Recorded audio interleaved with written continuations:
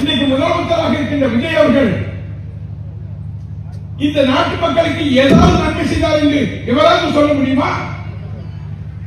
எவருக்காவது உதவி செய்தார் என்று சொல்ல முடியுமா? ஏழை மக்களுக்கு உதவி செய்தார், பெண்களுக்கு உதவி செய்தார், தொழிலாளர் இருக்கின்ற தொழிலாளருக்கு உதவி செய்தார் என்று சொல்ல முடியுமா? எந்த வகையான முதலமைச்சராக வந்தார்? அவர் எம்ஜிஆர் கூறுகின்றார். எம்ஜிஆரும் விஜய் ஒண்ணா? எம்ஜிஆர் விஜய் ஒண்ணையா? எம்ஜிஆர் எம்எல்ஏ இருந்திருக்காரு, எம்எல்ஏ இருந்திருக்காரு, கழகத்தினுடைய பொருளாளராக இருந்திருக்கிறாரு. அவர் எம்ஜிஆர் மன்றம் ஒரு மன்றத்தை அமைத்து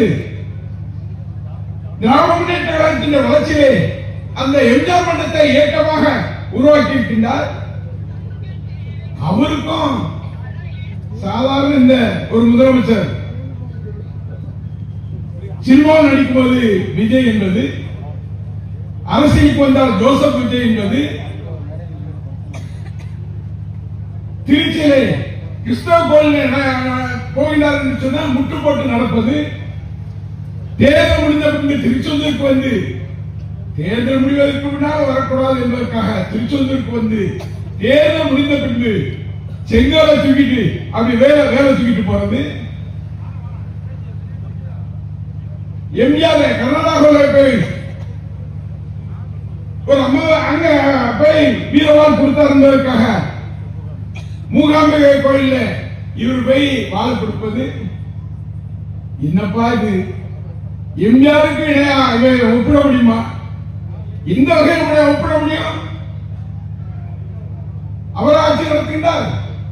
இன்றைக்கு ஆட்சி நடத்தி கொண்டவர் யார் என்று சொன்னால், இன்றைக்கு அவரோடு இருக்கின்ற லாபிச்சீட்டு மன்னனாக இருக்கக்கூடிய அர்ஜுன் யாதவ். அர்ஜுன் அவன் நடந்து வரும்போது பெரிய இது ரவுடி மாதிரி நடக்கிறான். நீ ஆட்சி வந்தவுடனே ரவுடி மாதிரி நடக்கிற? உன் ஆட்சி பெய்யினா உன்னுடைய கதை என்ன ஆகும்?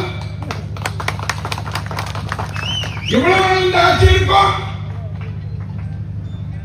நான் குறிப்பிட்டு சொல்கிறேன், 6 மாத காலத்திற்கு இந்த ஆட்சி போகவில்லை என்று சொன்னால் பார்ப்போம். கழக தோழர்கள் எதற்கு வந்த வேண்டாம்.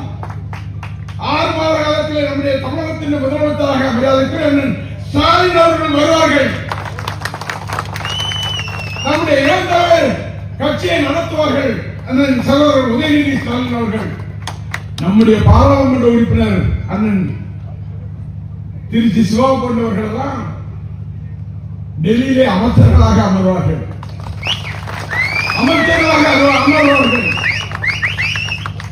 அந்த காலம் வருகின்ற போது, நீ சினிமாவில் என்ன தப்பு பண்ணா? சினிமாவில் இன்கம் டாக்ஸ்ல எவ்வளவு ஏமாத்துறா? நீ என்னென்ன தப்புகள் பண்ணிருக்க? உன் பணத்தை, நீ சினிமாவில் நடித்த பணத்தை ஒரு பைசா ஒரு ஏழைக்கு செய்திருக்கா? நீ எம்ஜிஆர் கூட்டி பேசுற ஒரு பைசா? இப்பேற்பட்ட இவரு இன்னைக்கு எம்ஜிஆர் கூட்டி பேசுறாங்க. எம்ஜிஆர்